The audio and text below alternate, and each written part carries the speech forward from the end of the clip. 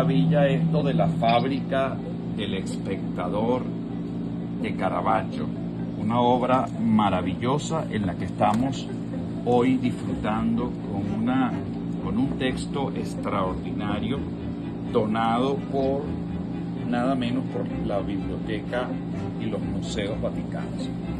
Hoy en este segundo programa, desde acá, desde el Archivo Histórico de Caracas, vamos nuevamente a tener nuestro segundo programa Entre Papeles. Y aquí con nuestros queridos profesores Antonio, que no sé dónde lo veo. Profesor Antonio. Por aquí, hermano. Y Alejandro. Por acá estamos. ¿Cómo están? ¿Cómo les ha ido? Todo bien. Trabajando, ¿verdad? ¿Cómo y hoy vamos a hablar en este segundo programa, Alejandro, sobre el libro más antiguo de bautismo que tenemos acá en este gran repositorio. ¿Y ese libro más antiguo de qué fecha trata? 1531. No, 68. No, 1593. 93. Sí. Bueno, total que no la pegamos. Vamos a volver a repetir. No, que vamos a repetir. Aquí no se repite, aquí se improvisa. Se improvisa. Y este libro, cuéntanos un poco de dónde salió. Bueno, este libro pertenece a la colección antigua de la Iglesia Catedral, ¿no? Que como toda iglesia había varias secciones de libros que conformaban lo que eran los matrimonios, las defunciones y los bautismos. Es decir, lo que sería hoy un libro de nacimiento. En este caso tenemos la primera acta de bautismo, que como homenaje al aniversario de la ciudad de Caracas.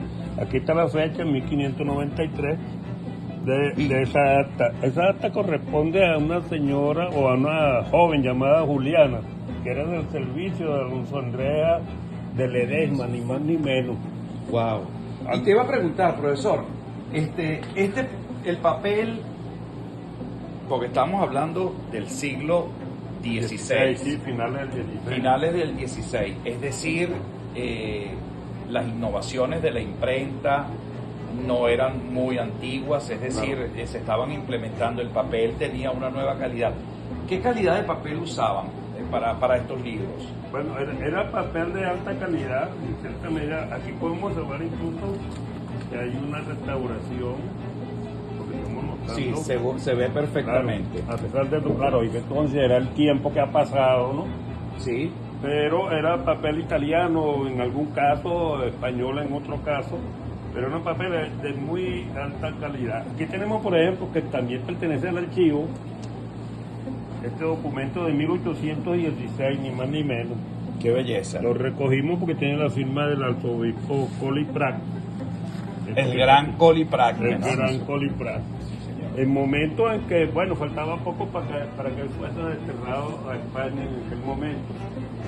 Lo que usted está viendo acá forma parte de nuestra gran colección del archivo histórico arquidiocesano. Pero profesor, yo le tengo una. Dirá, No habíamos quedado que el documento más antiguo lo habíamos recién descubierto y es de 1531, que es la erección de la Catedral de Coro.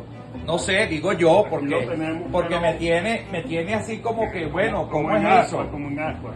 Aquí lo tenemos, ese documento, pero esta es una copia.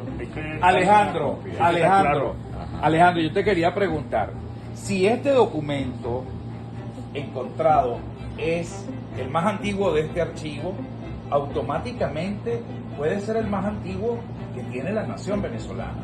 No necesariamente. Pues te tengo que sí, porque el más antiguo es de 1534 y está en el archivo histórico de la nación. Y resulta que este documento es de 1531. También en la Academia Nacional de la Historia, Sí. en la bóveda, está uno de 1500. 1540 y... Sigue siendo el más reciente. Sí. Es decir, tenemos el documento más antiguo.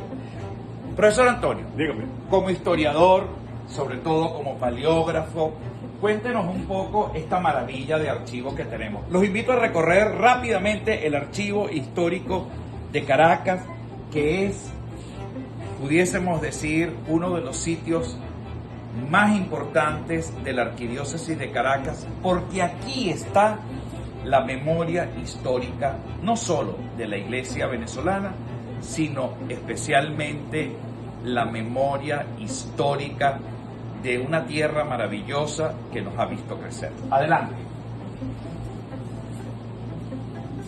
Cuéntanos un poco qué tenemos en este espacio. Bueno, lo que le decía de catedral, particularmente, libros de bautismo, libros de fusiones y libros de matrimonio. Hay, Por ejemplo, miren este libro, es de 1615.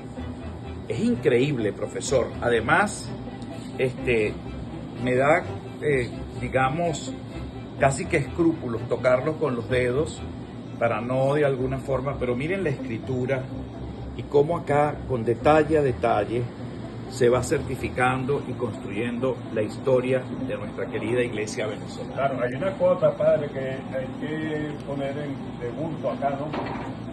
Es la importancia de esta documentación, tal cual como usted lo señaló hace poco, con reflejo lo que es la historia social del país, porque si bien hablamos del archivo arquidiocesano de Caracas, hay muchos documentos aquí que toman en cuenta otras regiones de Venezuela, San Felipe, San Carlos, Valencia, etcétera, porque la jurisdicción de Caracas era muy amplia. Claro, acuérdate que era diócesis de Caracas, pero de Venezuela. De Venezuela. Funcionó como Caracas.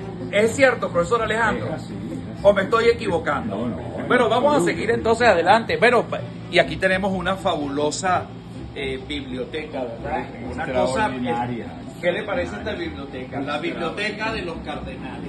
Resulta que estos libros que ustedes están viendo acá, es el conjunto de libros que formaron parte de nuestros cardenales, de nuestros arzobispos, el cardenal Quintero. Hay libros de Monseñor Arias Blanco, del cardenal de Nicolás Navarro, el gran Navarro, del cardenal Lebrun, algunos textos del cardenal Urosa, y por supuesto aquí no podía faltar nuestro querido arzobispo Baltasar Porras, que también va a dejar parte de sus libros. Bueno, esto es un mensaje para él, para que también en esa gran biblioteca tan estupenda, yo no sé si ustedes han ido a Mérida y han podido ver la biblioteca personal del cardenal Porras, pero es más grande y más importante que la de muchos seminarios en Venezuela. Ojalá que esa biblioteca, algunos libros puedan también reposar en este sitio. Bueno, y aquí en este momento tan importante que estamos, ya entramos a la bóveda más importante. Aquí tenemos Belki, ¿cómo estás? Saludos. Saludos entre papeles. Aquí está con nosotros. Y vemos archivo secreto, todo lo que es el archivo secreto, todos los materiales confidenciales se custodian en este archivo. Pero confidencialidad no tiene que ver con secretos, y la palabra secreto a veces puede generar como mucha intriga. Bélicamente movido con la participación de los grandes hombres de la patria como Miranda, Bolívar, etcétera. La iglesia no está ausente de esa cantidad de situaciones, y son 3 obispos los que van a transitar en ese periodo. ¿Cuáles son? El primero, Francisco de Ibarra, que le va a caber el honor de ser el obispo que va a ver la erección de la metropolitana, la catedral metropolitana en Caracas. Segundo, Colly Prat, que lo podemos llamar el obispo de la independencia, porque va a transitar ese periodo. Qué periodo tan complicado, ¿verdad? Muy complejo. Y el tercero, que estamos viendo aquí una muestra de Ramón Ignacio Méndez. Esto está en latín, yo de verdad que desconozco. Tiene que ver con el fallecimiento del obispo Ramón Ignacio Méndez, que va a ocurrir en 1839. Este obispo también sufrió de destierro en el año 30, igual que Colly Prat en el año de 1816. Es decir, fueron momentos tan agitados que hasta la iglesia se vio conmovida por ellos, pero no dejó de participar. La iglesia siempre tuvo un papel preponderante en toda esta situación. por supuesto que hay muchos estudios que se han hecho sobre lo particular, sobre ese particular, lo cual recomendamos que se puedan, que lo deban leer, pues que lo deban tenerlo en cuenta. Documentación como esta tenemos bastante en la sección del archivo catedralicio. Ah, qué maravilla. Fíjense que aquí estamos, queridos hermanos, en un área de este lado tenemos el archivo histórico arzobispal de Caracas. Fíjense la manera y el orden con que, bueno, se maneja toda la fuente documental más importante del país.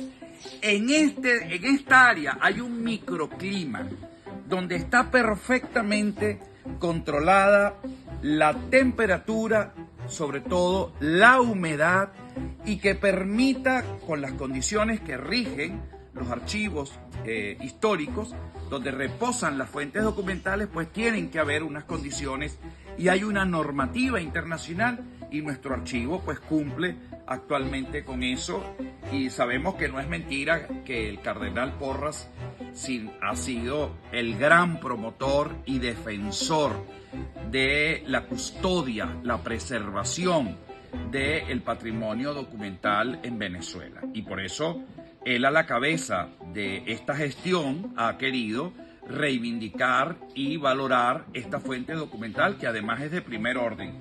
Y aquí yace toda una historia de un pueblo, de una nación, no solamente religiosa, sino además la historia cotidiana de una vida que a través de los años aparece como fascinante y que nos define como personas. Profesor Antonio, ¿qué me tienes que decir allí al respecto? Fíjese usted, por lo menos allí donde usted está, ahí hay dos secciones: matrícula parroquial y matrimonio, ni más ni menos, que tienen que ver con la familia venezolana, que tienen que ver con los pueblos venezolanos. En el caso de la matrícula, en ausencia de esas grandes colecciones, diríamos, de corte demográfico, que no existían para la época, era la iglesia a la que le correspondía recoger toda esa información. Y era una información muy detallada, llevada por casas, llevada por familia, por servidumbre existente en esas casas, por lo que llamaban cabezas de familia, así los padres, las madres, etcétera, etcétera. E incluso la esclavitud presente. Y además los matrimonios. ¿Quién se casaba? Habían las llamadas dispensas matrimoniales, que no era otra cosa sino Así es. una autorización que se concedía a personas que por parentesco estaban ligados familiarmente.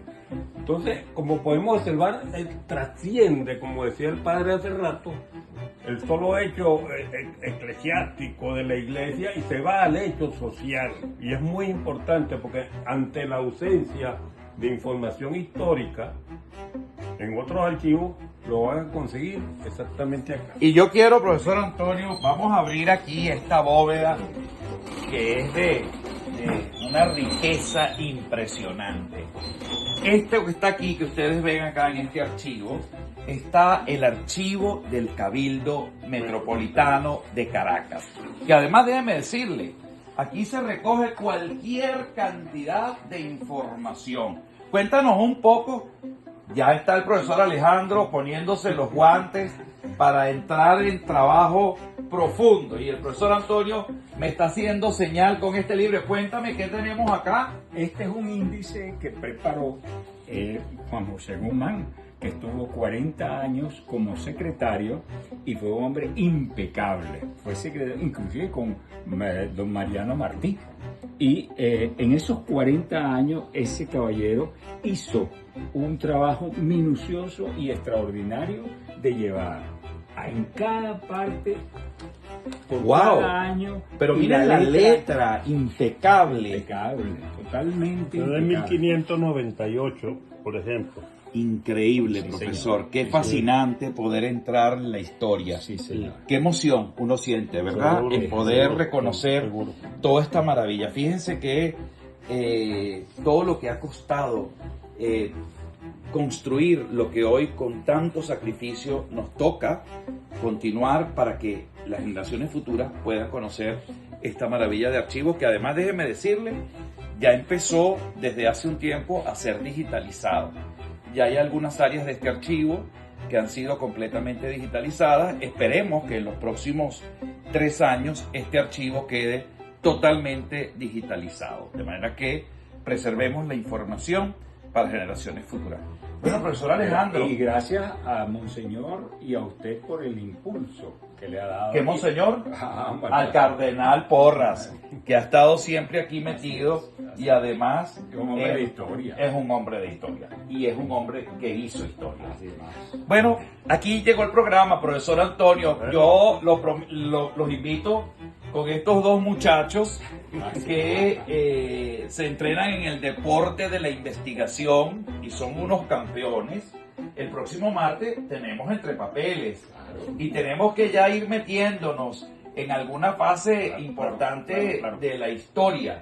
Yo creo que eso es fascinante y que de alguna manera nos permite a nosotros conocer cada día más, cada día mejor nuestro pasado para saber hacia dónde queremos llegar.